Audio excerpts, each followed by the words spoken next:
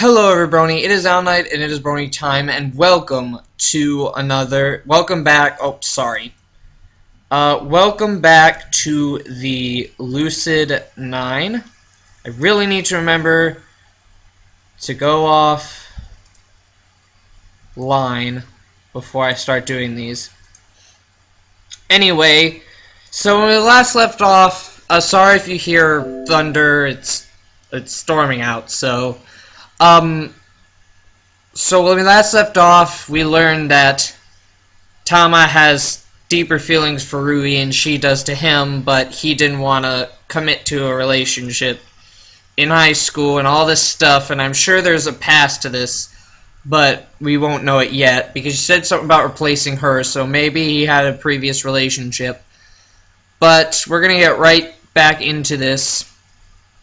Sorry, I just have to put it back where it belongs. Okay, there it goes, alright. I should apologize to you tomorrow. Sorry, I skipped past that. Indulge myself in our friendship. Let everything go back to normal. Selfish of me again.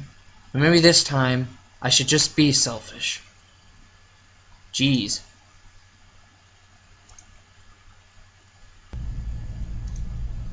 Why is it so bright outside? What? Why is it already 8:30? I leap to my feet, scrambling to pull my clothes on and tear out the door. It's kind of a weird thing. I'm not even a good student. In fact, I'm pretty much every teacher's nightmare. Being in a rush to get to school isn't like me. Maybe it's because there's a difference between choosing to ditch and ditching by accident. One is your conscious decision, the other is not. Highly descriptive, I know. I'm told that my essays are a joy to read. By the time I actually enter the classroom, it's already 8:42 a.m. The teacher glances at me from his periphery, but surprisingly enough, he doesn't try to humiliate me. In fact, he doesn't make a single comment. It's as if I wasn't late at all. Elizabeth, on the other hand, is wearing a prominent glare as I slip into my seat. She keeps her mouth shut, but her face radiates with disapproval. Yahiko nudges my foot and gestures frantically. Dude! His voice spits out in a hurried whisper. I lean over to hear what he has to say. What? Of all the days to be late, you had to choose today. What was there, a pop quiz? There was a pop quiz. I'll take that as a no. Dude, I'm talking about the cutie over there. You missed her intro earlier. He gestures vaguely to the back of the classroom. I sneak a peek when I'm sure that the teacher isn't looking. I find a girl sitting by the window, head delicately turned against slender fingers as she examines something in the distance. In ordinary circumstances, I might have thought her to be gorgeous. After all, she matches the ideal of traditional beauty to a T. Silky hair, porcelain skin, delicate lips, the whole 9 yards. But instead, I find myself thinking, what the hell? Promptly followed by, who, what, when, where, why, how. Very intelligible, I know. But how else am I supposed to react when an old friend whom I haven't seen in ages just randomly walks back into my life? Not only that, but as a transfer student to my school on the very last year I happened to be there. Her eyes snap to mine, but before I can see a reaction, I quickly whip back to the front of the classroom. Maybe I'm seeing things. Maybe it's not really her. There's no way it can be her. Right? Sorry, I read that wrong. I reluctantly tune my hearing back to the teacher, who seems to be in a very enthusiastic rant about technology. Surprise, surprise. This generation is wasting away from being glued to dead pixels every waking moment. Well, today I'm not having any of these newfangled contraptions. We're turning to trusty pen and paper. As the class erupts into groans, he scribbles 3 words on the board with his stylus. Your dream job. They just won't give us a break, will they? Furthermore, the teacher's deactivated our tablets and is currently handing out sheets of lined paper. Handwriting? Really? As Yahiko passes a stack of paper to me, he leans close. So, what do you think? I think I'm tired of writing about my non-existent future. Huh? I was talking about the new girl. Oh, right, the new girl. What's her name? Misaki Kazuya? I can't pronounce that last name. By any chance? How did you know? So it really is her. I never thought I would see her again, much less in my own classroom. Oh, I know, you must have some sort of psychic ability. What? I mean, how else could you have known her name? Can you read her mind too? What does she think of me? How he came to that conclusion is beyond me. Nevertheless, this seems like an excellent opportunity to screw with him. It'd be a shame not to. I pressed my fingers to my temples, pretending to tune into Misaki's thoughts. Ah, oh, I see. What? She has a huge crush on you. Really? But... Yahiko shakes his leg impatiently as I pause. Can you stop thinking for a second? I keep getting interference. Huh? Oh, sorry. He scrunches his face in concentration. Now you're thinking of not thinking. Whoa, you really can read minds! Oh boy! This is how real psychics do it. This is how they play you. They just know the obvious. You doubt my abilities? No, I'm getting something. Yahiko clamps his mouth shut. I rub my temples, mumbling under my breath. It seems she has a crush on you, but she doesn't think you have the courage to talk to her. Yahiko puffs out his chest as if he were presented with a challenge. Ha! As if anything can deter the great Yahiko Akari from approaching such a beauty. Yahiko, this is a writing prompt, not a discussion prompt. Focus on your own assignment. Right. Sorry, Teach. He immediately regains his composure and starts scribbling messily on his composition paper. That was oddly quick. I take a quick glance around. My classmates are hunched over their desks, some writing furiously, some staring awkwardly into space. The most avid one is Elizabeth, who's already on a second page, lips moving fervently as her arm blurs down her paper. I'm not surprised. She retains this naive belief that she can actually control her future. I can't wait for life to prove her wrong. Misaki, on the other hand, has completely thrown away any pretense of studiousness, I think that says. Choosing to text under the desk with one hand while simultaneously pretending to write with the other. That's pretty impressive, actually. I take a quick pinch on the arm to check my state of consciousness. Not dreaming, apparently. It's Masaki Kaishiya. I cannot read that last name. I cannot pronounce it. In the flesh. 5 minutes. Right, this assignment. What did the teacher say? Dream job, write one page? I stare at the prompt on the screen as if it'll provide an answer. Meh, I don't want to deal with this. I definitely set my pencil to paper and scribble my response. 1 page. As morning classes slug on, I feel a very prominent gaze burning into the back of my head. I refuse to turn around, trying to piece together my thoughts. Should I approach her or not? When the bell rings, Yahiko immediately tugs at my sleeve, his face shining. Dude, I'm gonna talk to her. Who? The new girl, of course. She must be the shy princess type, waiting for a Prince Charming to sweep her off her feet. Who better than me to make her dream come true? I think you mean nightmare. Well, good luck with that. You're not coming? Why would I? Surely Yahiko Ikari wouldn't be suggesting that he needs help from me. To learn, of course. I worry for you, ma'am. I worry for you, my man. You may end up a spinster your whole life. You haven't snagged a single date in all the time I've known you. Well, neither have you, but I won't mention that. Or the fact that spinsters are exclusively female. So, are you coming? I am, I guess. At the very least, this will be a chance for me to see what kind of person she's become. Yahiko swaggers over to the side of Masaki's desk, expertly raising a single eyebrow as he flips his hair out of his face. Why, hello there. I brace myself for a slap or headlock in response, but Masaki only tilts her head quietly to the side, regarding him with a single arched brow. Can I help you? This appears to fluster Yahiko for a moment. Thankfully, he's not the school's best Casanova for nothing, which, honestly, really tells you something about the quality of our Casanovas. Actually, yes. Do you have a map? Because before he can even finish the sentence, Masaki's fingers whip around her phone with the ease of long practice.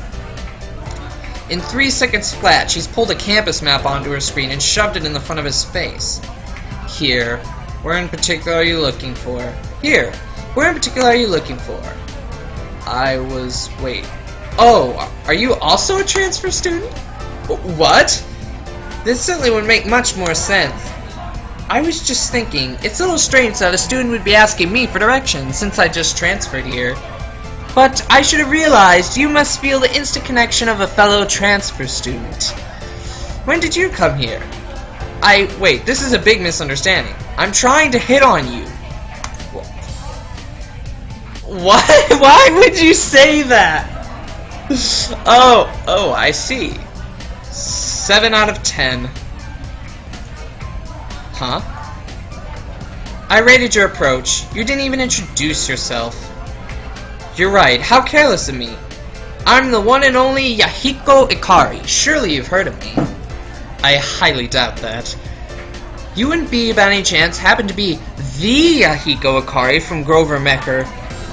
The president's aide, that Yahiko Ikari. Yahiko's chest practically doubles in size. Wait, what? Indeed I am. Are you by any chance a fan? The biggest. I really enjoy the political satire, and the music is just amazing. This has to be some big joke. Did you know that our patter tag is one of the top trending? And Isamu Times has us listed as a viral phenomenon? Viral for what reasons? Well, that must be a different story. Congrats! I was sure that would be bound to become a big hit. But of course, even the stars themselves are no match for an Ikari. Or the moon. Ah yeah! Guess what my next dream is? Is it to build a vacation home on the moon? Yes! A vacation home? I wonder what would happen if you jumped on a trampoline while on the moon. Oh gosh, is Yahiko actually gonna get a girl? How high could you go? I don't know, but I'm definitely going to test it. Yahiko and Masaki are new besties apparently, which is nothing short of absolutely terrifying. Meanwhile, I'm being completely ignored. Maybe she doesn't recognize me. Hey Miki. She tilts her head in my direction, eyes bright. Oh, hi, do I know you? Wait, what? She doesn't remember. Come to think of it, she hadn't spared me a single word or even a glance. She doesn't. How could she not? It's Yami Ishimoto. He's my minion. I'm sorry, I don't think we've met. Oh, you've got to be kidding. Childhood friend, 4 years back, you, me, and Rui, we all hang out together? What? Total blankness. She's honestly forgot. Oh, damn it, I skipped it! Oh, can I go back?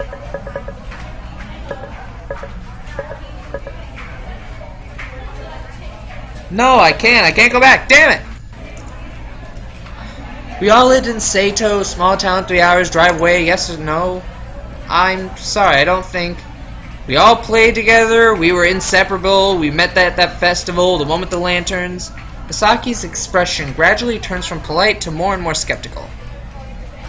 Of all ways I imagined we'd reunite, this was definitely not at the top of the list. Do you really not remember? I'm really very sorry. This can't be it. Rui and I bawled our eyes out after she left.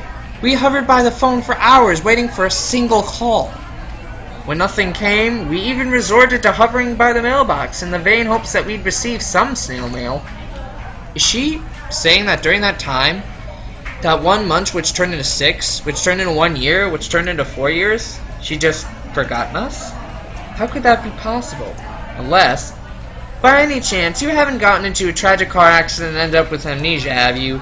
That's why I haven't called, not in 4 years?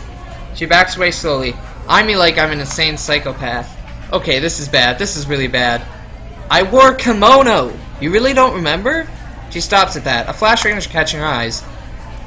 Got her. I wore a Goodbye Kitty kimono and ran around calling you a tooth fairy? You did? On second thought, I really should have talked to her with no one else in the classroom. I was a kid. But you wore a kimono and called her the tooth fairy? Now we're getting back to the funny. Well, yeah, but... About time you admitted it, Yama! I'm struck speechless as the situation begins to dawn on me. You know who I am? Know you? How could I not? It's only been 4 years. Then you were faking it, of course. Why were you pretending not to notice me earlier? I knew you'd recognize me. Well, it's not every day you see an old friend who just decided to disappear one day. She stops at that, a flicker of irritation crossing her eyes and my cutting tone. It's not like I wanted to leave Seto Yama. So why did you? My mother didn't leave with much of a choice. You mean Satomi? She nods. You could have at least told us you were moving. I couldn't. I wait for an elaboration, but it never comes. That's it. You just couldn't tell us, why not? Do you mind if we can talk about it later, Yama? I'm not very comfortable discussing it in class. I opened my mouth to object, but something about Misaki's expression prevents me from pursuing the issue further. She genuinely seems distraught. Wait. Yama wore a goodbye kitty kimono and called Misaki the Tooth Fairy. Luckily, Yahiko managed to change the subject. I decided to play along for the time being. I was a little kid, dang it. I hear excuses. All excuses. It's not an excuse. There's a legitimate explanation. I somehow fell and got my yukata dirty, and it was at the festival, and we weren't very close to home, and Miki had an extra kimono. A goodbye kitty kimono. Yes. Oh, we can go to the backlog? There's a...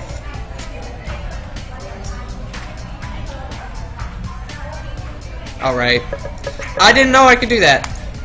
Somehow, having Yahiko mock me just makes the entire thing 10 times worse. I cast a half-pleading, half-indignant glare at Misaki, who only shrugs in response. It isn't my fault you enjoy cross-dressing. I don't! If only I had patter at the time, I would have taken a photo. Wait, so what's this patter you keep mentioning? Judging by the reaction I'm getting, I've just committed a huge faux pas, I guess. You don't know what patter is? Where have you been living your whole life? Under a rock? Well, technically that's what my name would imply. What? Is it like the Secret Service database or something? Far more important, it's the most popular social networking website in today's society. No, that's Instagram. I guess Patter is their version of Instagram. I really question your priorities. Through Patter, you share posts with 90 characters or less. Oh wow, Twitter has 140 or less. It allows you to spread important news, demonstrate your support, provide instant feedback to questions, or just blog about your day. Hoover Merker got big because of Patter. As for me, I like to give updates on the progress of my day. Okay, fine, but does anybody actually care? A sudden deathly chill pervades the room. My second major faux pas of the day, apparently. People care. Are you sure? Because the way I see it, tapping 2 buttons doesn't exactly make you... They care! They care, damn it! I knew this was gonna... Don't say nothing different till you pat yourself. Don't say nothing? Intense, Misaki. Wait, what? But the conversation grinds to a halt and Misaki's phone trills in her hand. She immediately regains her composure. Kazuya something speaking. I'm just gonna call her Aya. Masaki Aya, because I cannot pronounce that last name. Yes, understood. I'll be there in 5 minutes. She cuts the call and shoves her phone into her pocket, looking me square in the eye. I must go. Duty calls. Duty? What kind of duty? My employer has a job for me. Job? Now. What about school? Oh, I'm sure they'll excuse this one.